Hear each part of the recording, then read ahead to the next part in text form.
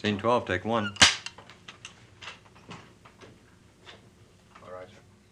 I had known the history of the presidency from Washington on down, and the families and the relatives of the President of the United States are the ones that suffer. I didn't want to bring that on my wife and daughter.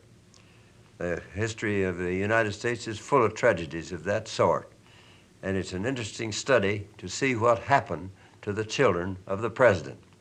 I was just thinking a while ago about an interview I had with James A. Garfield, son.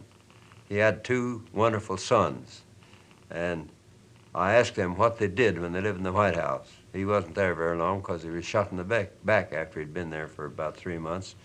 But this Mr. Garfield, who was a fine gentleman, I had him on a committee down at the White House, and he told me that when the office in the White House was upstairs, wasn't where it is now, and the people came up in carriages, went into the front door of the White House, and the doors closed at 3 o'clock.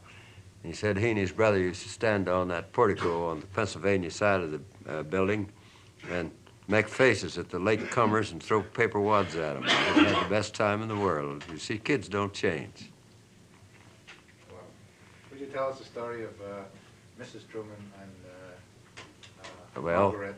When we got home, I got to the hotel that evening after I'd been nominated.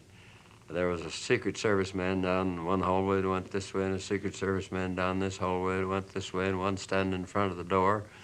And Margaret and Mrs. Truman both began to cry, wanting to know of me if they'd have to go through that with the rest of their lives. And I said, I am very much afraid that you will, unless somebody takes a notion to shoot me, as they do sometimes when a fellow gets in my position. And then that made him cry worse. Cut. Cut it, please.